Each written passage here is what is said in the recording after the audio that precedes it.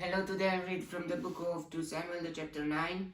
In chapter 8 we saw that God was with David and David uh, conquered all his enemies and he even subdued them. And it was wow. Now let's see what's happening in the chapter 9. David asked, "Is there anyone still left of the house of Saul to whom I can show kindness for Jonathan's sake?" Jonathan was his best friend. Now there was a servant of Saul's household named Ziba. They called him to appear before David. And the king said to him, "Are you Ziba?" "Your servant," he replied. The king asked, "Is there no one still left of the house of Saul to whom I can show God's kindness?" Ziba answered the king, "There is still a son of Jonathan. He is crippled in both feet." Wow. A son of Jonathan. "Where is he?" the king asked. Ziba answered, "He is at the house of Machir."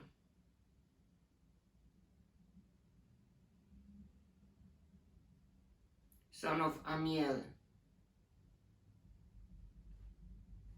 in Lodebar.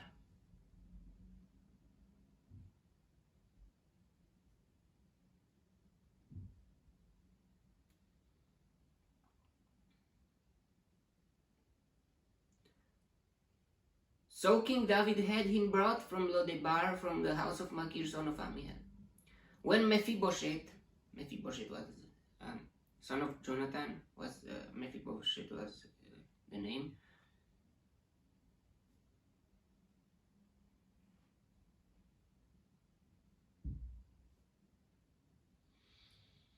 When Mephibosheth, son of Jonathan, the son of Saul, came to David, he bowed down to pay him honor. Wow, and he bowed down, but he was crippled in both feet. David said, "Mephibosheth, your servant," he replied.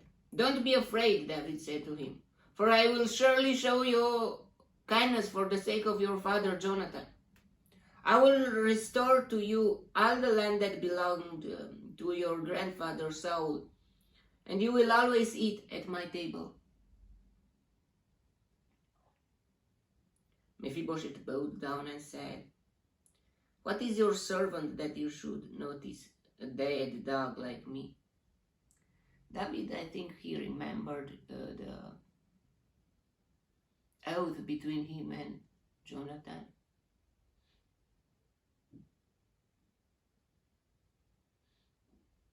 When they made a covenant, or that even their ancestors do not kill each other or something like that. And look what happened. Jonathan died in the battle, and now after that, yeah, look what happened.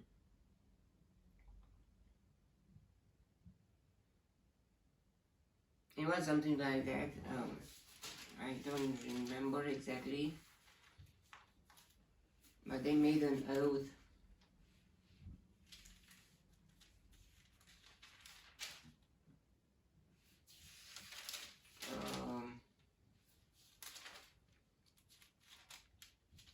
David and Jonathan, maybe in 1 Samuel chapter 20.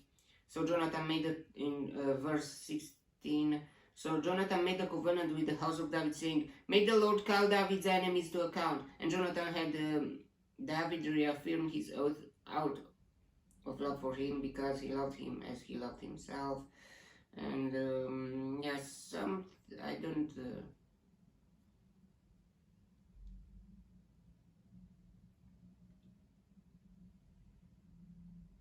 maybe it's somewhere there.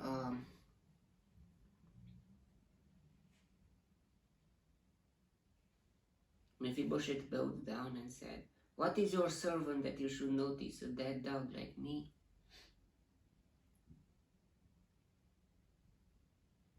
He didn't thought of himself that he should be the king or something like that. He was very dead dog like me. Then the king summoned Ziba, Saul's servant, and said to him, "I have given your master's grandson everything that belonged to Saul and his family. You and your sons and your servants are to farm the land for him and bring in the crops, so that your master's grandson may be provided for." Grandson. "And Mephibosheth, grandson of your master, will always eat at my table." Now Ziba had 15 sons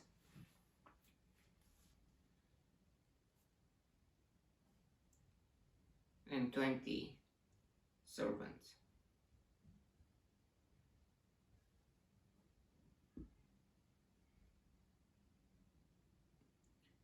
Then Ziba said to the king, "Your servant will do whatever my lord the king commands his servant to do."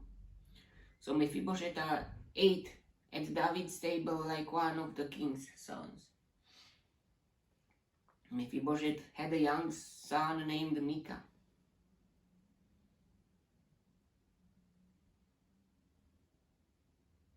And all the members of Ziba's household were servants of Mephibosheth.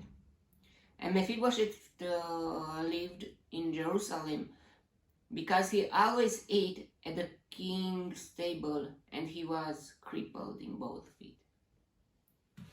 David showed kindness to Mephibosheth.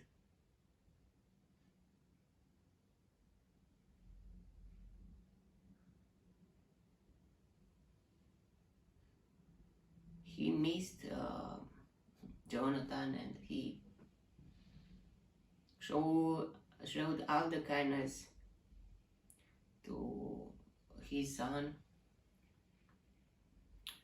And yeah, it's a sad story. I mean, like, yeah, wars and dead people, and it's not nice. Okay, that was the chapter. What we can learn from here is to keep our promises, even if Jonathan died maybe long time ago. I don't know why David remembers just now. Why didn't he remember? Yeah, maybe there at the first time it was there was a fight between their houses, the house of David and the house of Saul, and yeah, but he didn't forget, and it's a good thing.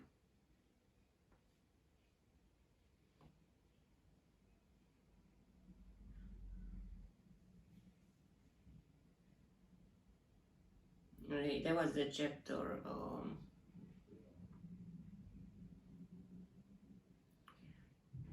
Mephibosheth didn't have ego of himself that I should be the king. I am Saul's grandson, and no.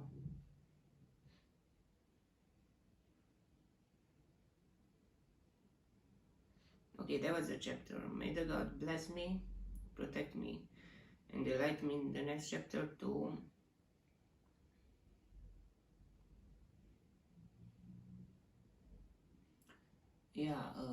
he could hate David too, because was almost like his enemy. because of you.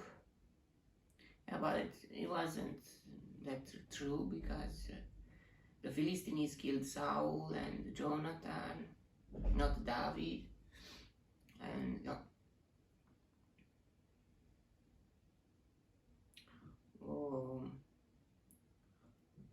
we must think like that. Why David hadn't enough courage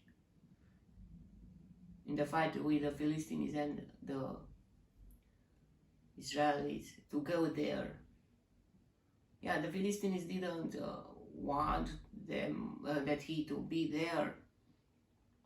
He should break those promises, and he should go and fight, and maybe that would be a bit, but we don't know. I mean, if Jonathan would die in the battlefield with David too. I mean, not against David and Jonathan against each other, but the Philistines. I mean, it was a war, and you don't know who will die on the battlefield.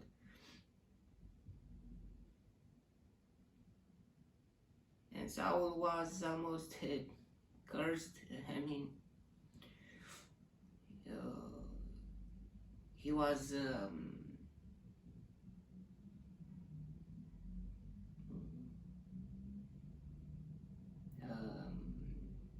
waiting to die or something like that. I mean, because he went to that witch. And okay, that was the chapter. May the God bless me, protect me, and delight me in the next chapter too. And if you want, you will see me there too. God bless you all, and goodbye.